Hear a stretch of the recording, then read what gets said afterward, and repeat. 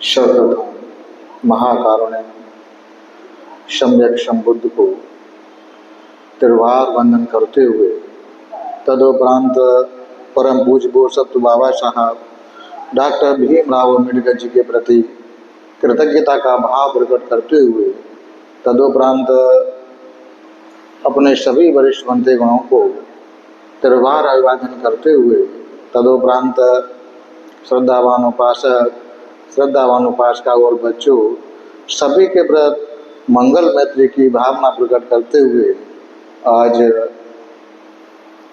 वर्षावास के पावन पुण्य समय में धम्पद अट्ट कथा भाग 2 के वाचन में 14वें दिन जो अर्हत वर्ग का वाचन चल रहा है। अर्हत वर्ग में एक गाथा है 95 नंबर की, वो इस प्रकार है। पठवी समो नो वृज्यति इंद खीलु पमो तादिशुबतो रहदोव अपीत कद्दमो संसाराना भवंती तादिन। ये जो धम्म देशना भगवान ने जेतवन बिहार में विराजते हुए सारिपुत्र स्थिविर को उद्देश्य करके कही थी।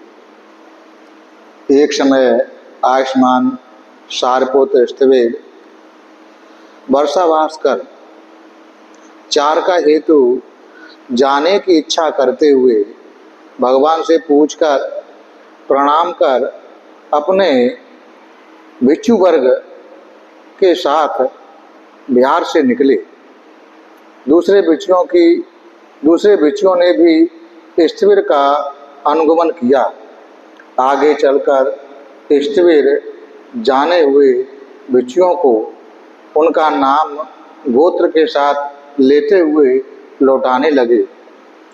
तब एक नाम गोत्र से अज्ञात भिक्षु ने विचार किया, क्या ही अच्छा होता अगर स्थिविर मुझे भी नाम गोत्र के साथ बुलाकर लौटाते। परंतु स्थिविर इतने बड़े भिक्षु संघ में उसको न पहचान पाए। उस भिक्षु ने इस बात पर कि स्थिविर ने मुझको नाम गोत्र ग्रहण पूर्वक नहीं बुलाया, उनसे बैर बांध लिया। इसी बीच एक अन्य घटना भी हो गई। स्थिविर के चलते समय उनकी संगाटी का किनारा उड़कर भिक्षु को स्पर्श कर गया। उसको भी उसने अपने प्रति अपमानजनक समझा।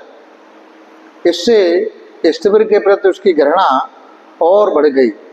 वह भिक्षु यह जानकर कि स्थिविर बिहार से बाहर जाने की तैयारी कर रहे हैं, वह तत्काल भगवान के पास पहुंचा और उसने स्थिविर पर आरोप लगाया कि बनते आयुष्मान सारपुत्र स्वयं को आपका अग्र शावक होने का अभिमान कर मेरा मर्म छेदन करते हुए मुझ पर प्रहार कर मुझसे बिना क्षमा मांगे ही चारका पर जाने की तैयारी कर रहे हैं।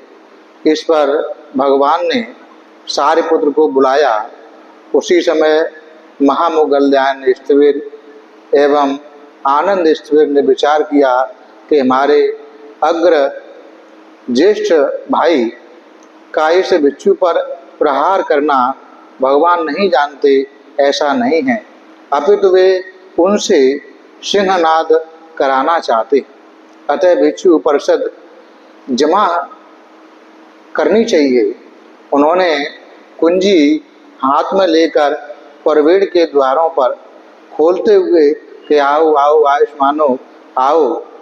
अब ये आयुष्मान सारपुत्र भगवान के सामने सिंहनाद करेंगे। वो कहते हुए महान भिक्षु संघ वहाँ जमा हो गया। स्थिविर सारपुत्र भी वहाँ आकर भगवान को प्रणाम कर एक तरफ बैठ गए। तब भगवान ने स्थिविर से जो सारी घटना के विषय में पूछा। स्थिविर ने उत्तर दिया कि नहीं बनते, मैंने इस भिक्षु पर कोई प्रहार नहीं किया।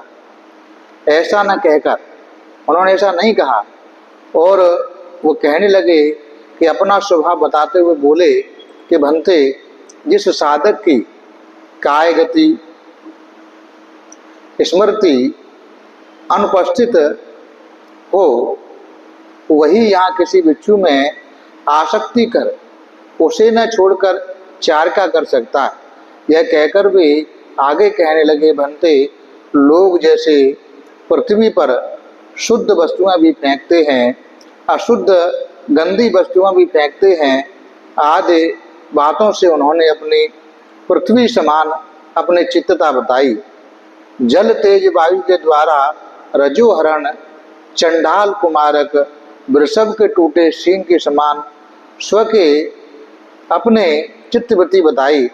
मरे सांप की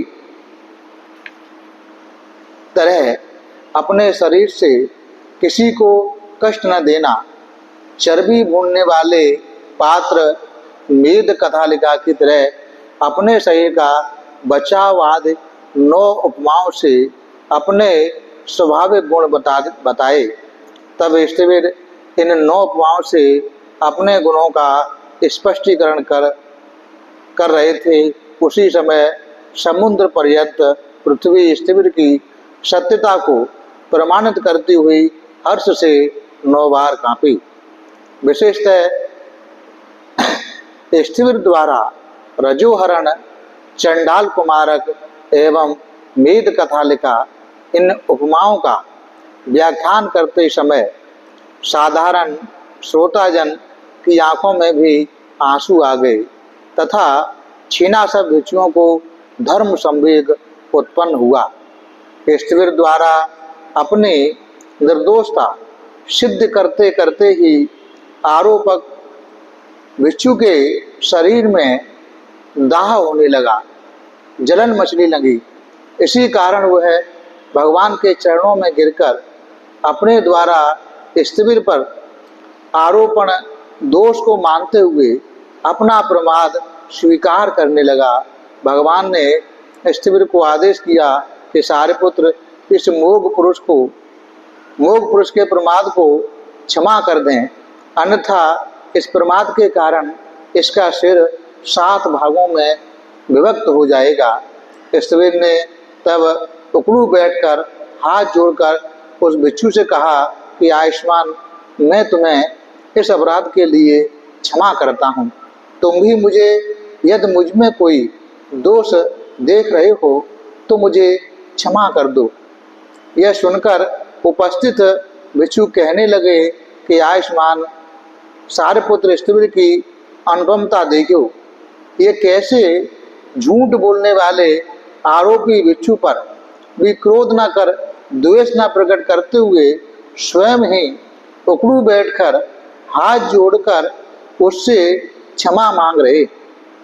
शास्त्रा ने भिक्षुओं का यह कथन सुनकर बताया कि भिक्षुओं, सारिपुत्र जैसे छीणासब साधकों में कोई अपने क्रियाकलाप से क्रोध या द्वेष उत्पन्न नहीं करा सकता।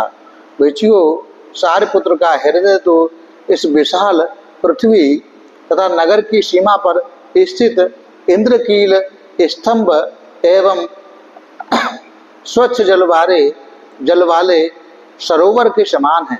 यह कहते हुए घटना से मेल बिठाते हुए भगवान ने यह गाथा कही।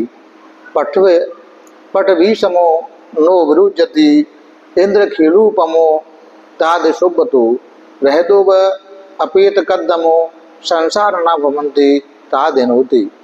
यानी जो पृथ्वी के समान क्षुब्ध नहीं होता, जो इंद्रकील स्तंभ के समान तटस्थ व्रत रखता है, जो सरोवर के समान कर्दम कीचड़ से रहित है, जैसे साधक पुरुष के लिए संसार के बंधन कृत नहीं रह जाते। भिक्षुओं, जैसे पृथ्वी पर भले ही कोई सुगंधित चीजें फेंके, गंधमाला आदि पदार्थ फेंके, या कोई गंदी चीजें फेंके, जैसे मूत्र है, मल है, पृथ्वी किसी प्रकार की कोई प्रतिक्रिया नहीं करती।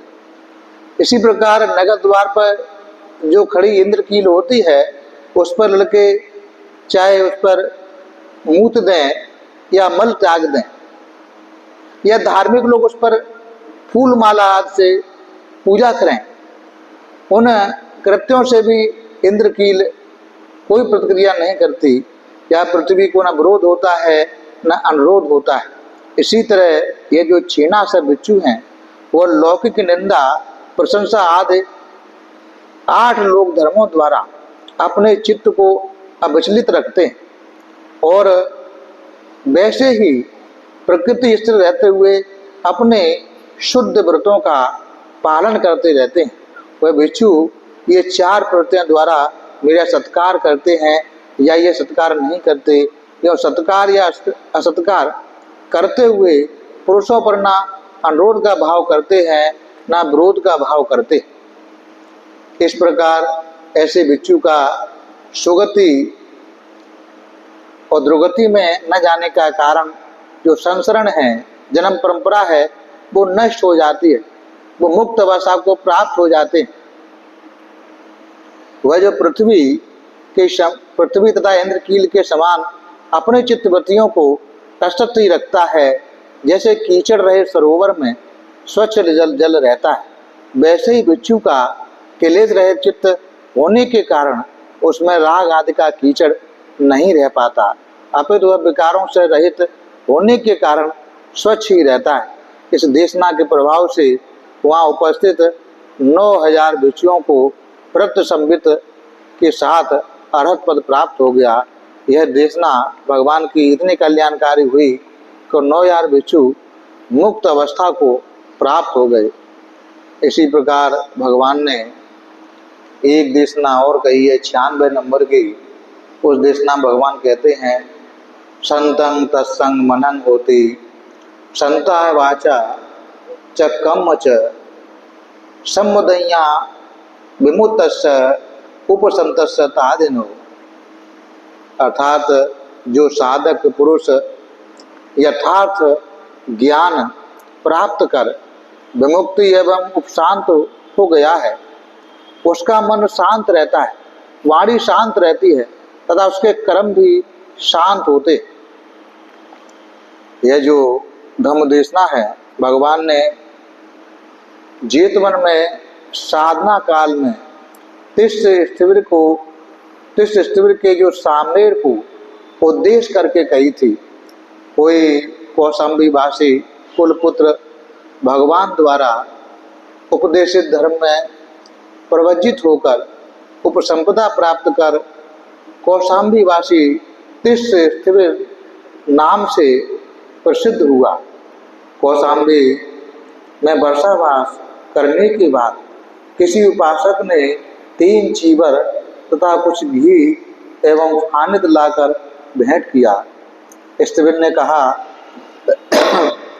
कि यह क्या है कि भंते, मैंने आपको यहाँ वर्षावास के लिए आमंत्रित किया। उस नियम के अनुसार हमारे इस बिहार में वर्षावास करने वाले भिक्षु को यह लाभ प्राप्त करते हैं, अतः आप ये मेरे इस दान को स्वीकार करें। तो बनते कहते उपासक, परंतु मुझे इनकी आवश्यकता नहीं है। तो उपासक कहता है, क्या कारण है बनते? तो वो भिक्षु कहते हैं, क्योंकि मेरे पास मेरी आवश्यकताएं पूर्ण करने वाला कप्पीय कारक सामनेर भी नहीं है। तो उपासक कहता है कि भंते, यदि आपके पास ऐसा सामनेर नहीं है तो मेरा पुत्र आपका सामनेर बन जाएगा। स्थिविर ने उसकी बात स्वीकार कर ली। उपासक ने भी अपने 7 वर्ष की आयु वाले पुत्र को स्थिविर के पास ले जाकर कहा कि इसे प्रवज्जित कर लीजिए, कहकर उन्हें दे दिया। तब स्थिविर ने उसके केश भिगोकर त्वक पंचक में स्थान बताकर उसको प्रवज्जित कर लिया। वह मुंडन संस्कार के स्थान पर उसका चित्त एकाग्र हो गया। पूर्व कर्मों के पुण्य के प्रताप से और चित्त एकाग्र होने पर वह मुक्त हो गया। वो 7 वर्ष का बालक मुक्त हो गया, रथ को प्राप्त हो गया। सिर के बाल बनाते बनाते पूर्व पुण्य के कारण वह मुक्त अवस्था को प्राप्त हो गया। स्त्रीवीर ने उसको प्रवजित कर आधे मास तक वहाँ रखकर फिर भगवान के दर्शन करूंगा यह संकल्प कर सामनेर को अपना सामान देकर वह स्त्रीवीर मार्ग में आई एक विहार में ठहर गया। सामनेर उपाध्याय का सेनासन लेकर उसकी देखभाल करता रहा। इसी कार्य में उसको असमय हो गया, ज़्यादा समय हो गया, इसलिए वह अपना सोने का स्थान नहीं बना पाया। तब सेवा करने के समय आकर बैठे उसको स्त्रीवीर ने पूछा कि सामनेर, तुमने अपना रहने का स्थान निश्चित किया क्या? तो वो कहता है कि भंते, इसके लिए मुझे समय नहीं मिला, तो तुम मेरे पास ही आसन लगा लो, ऐसा भंते ने कहा। तो नए स्थान पर आकर बाहर रहना तुम्हें कष्टप्रद होगा, नया स्थान है, यूँ कहकर स्त्रीवीर ने उसे लेकर अपने सेनासन में चले गई। स्त्रीवीर तो साधारण जन की तरह मंच पर जाते ही सो गए। तब सामने ने विचार किया कि आज मुझको उपाध्याय के साथ एक सेनासन पर रहते हुए तीसरा दिन है। यदि मैं लेटते ही नींद में हो गया तो हो सकता है कि स्त्रीवीर भी मेरे साथ ही सो पड़ जाएं। अतः मैं बैठकर ही रात्रि बिताऊंगा। यह विचार कर उसने स्त्रीवीर के मंच के पास बैठे बैठे ही पूरी रात व्यतीत कर दी। स्त्रीवीर ने प्रातःकाल उठकर सामनेर को नीचे से निकलने के लिए कहना चाहिए, यह सोचकर मंच के पास रखा हुआ पंखा उठाकर उसके डंडे से सामनेर को पहुँचते हुए बोले, उठो। यह कहकर स्त्रीवीर ने पंखा ऊपर उठाया तो उस पंखे का डंडा सामनेर की आंख में लग गया। उससे उस सामनेर की आंख फूट गई। सामनेर ने कहा कि भंते, कहता हुआ उठकर बाहर निकलो। यह कहकर आदेश सुनकर भी भंते मेरी आंख फूट गई है, यह न कहकर एक हाथ से घायल आंख को दबाता हुआ निकला और दैनिक सेवा करने के समय भी मेरी आंख दुख रही है, यह कहे बिना ही एक हाथ से उस आंख को दबाए रखकर तथा दूसरे हाथ से झाड़ू लेकर शौचालय एवं मुख धोने का साथ शुद्ध कर मुख धोने का जल रखकर परवेण को स्वच्छ किया। बाद में उसने अपने उन उपाध्याय को दातुन आदि देते हुए एक हाथ से ही दिया। तो उपाध्याय ने उसको संकेतित करते हुए कहा कि है तो सामनेर तो अशिक्षित ही है। आचार्य एवं उपाध्याय को दातुन आदि देते एक हाथ से देना असम्मानजनक होता है। सामनेर ने सुनकर कहा कि जानता हूँ भंते, परंतु मेरा एक हाथ खाली नहीं है। तो कहते हैं क्यों क्या हुआ सामनेर? सामनेर ने तब प्रातःकाल की जो सारी घटना विस्तार से सुना दी। यह सुनकर ईश्वर का चित्त बहुत व्यग्र हुआ। वह बोले, अरे तब तो मुझसे बहुत बड़ा अपराध हो गया। यह कहकर उसे कहने लगे, हे सज्जन, तुम मुझे क्षमा करो, मुझे यह सब ज्ञात नहीं था, तुम मेरे आश्रय बनो। यह कहते हुए स्त्रीवीर 7 वर्ष के सामनेर के पैरों के पास बैठकर उकड़ू बैठकर क्षमा मांगने लगे। तब सामने ने कहा कि भंते, मैंने आपको यह सब बात इसीलिए तो नहीं बताई थी, आपने पूछा तो मैंने आपका मन रखने के लिए सत्य घटना बता दी। इसमें आपका क्या दोष है? नहीं, मेरा कोई दोष है, यह तो मेरे पूर्व कर्म का कोई दोष है। आप चिंता ना करें, मैं तो इसलिए पहले यह सब आपको बता नहीं रहा था, आपको सुनकर कष्ट होगा। सामने द्वारा यों आश्वस्त किए जाने पर भी स्त्रीवीर को अपने किए कर्म का पश्चाताप होता ही रहा। तब उसने सामने से के हाथ से अपना सामान लेकर भगवान के दर्शन हेतु आगे चलने का निश्चय किया। भगवान भी उसके पहुंचने की प्रतीक्षा कर रहे थे। वह वहां जाकर भगवान को प्रणाम कर तथा उनका सम्मान करते हुए एक तरफ बैठ गया। एक तरफ बैठे उससे भगवान ने पूछा, कहो बिच्छू, कुशल से तो रहे? जीवन यापन में कोई कठिनाई तो नहीं हुई? स्त्री ने कहा, बनते सब कुशल ही रहा, जीवन यापन में कोई भी कठिनाई नहीं हुई। हाँ, यह बालक सामनेर जो मेरे साथ में है, मैंने इसके जैसा गुणवान अन्य कोई दूसरा नहीं देखा। कि बिच्छू, इसने ऐसा क्या किया? भगवान ने पूछा। तब उसने उसके साथ बीती हुई सारी घटना शुरू से लेकर अंत तक भगवान को बता दी और बोला, क्यों बनते, मेरे द्वारा क्षमा मांगने पर भी इसने मुझसे यही कहा कि इसमें आपका कोई दोष नहीं है, यह तो मेरे ही किसी पूर्व कर्म का फल है, आप चिंता ना करें। इस तरह इसने मुझको आश्वासन दिया। इस कारण न इसने मुझ पर कोई क्रोध किया न द्वेष किया। बनते, मैं कह रहा हूँ, इस जैसा मैंने अन्य कोई दूसरा गुणवान नहीं देखा। तो भगवान ने उस स्थिर को समझाया और कहा कि भिक्षु, छीना सब जन किसी पर न क्रोध करते हैं न द्वेष करते हैं। वे तो शांत इंद्रिय एवं शांत मना होकर ही विचरण करते हैं। ऐसा कहकर घटनाक्रम से मेल करते हुए भगवान ने धर्म उपदेश करते हुए यह गाथा कही, संतं तत्संग मनम होती, संता वाचा व कम्म च समदय्या विमुक्तस्य उपसंतस्य तादिनो। अर्थात जो साधक लोग यथार्थ ज्ञान प्राप्त कर विमुक्ति एवं शांत हो गया है, उसका मन शांत रहता है, वाणी शांत रहती है तथा उसके कर्म भी शांत हो जाते हैं।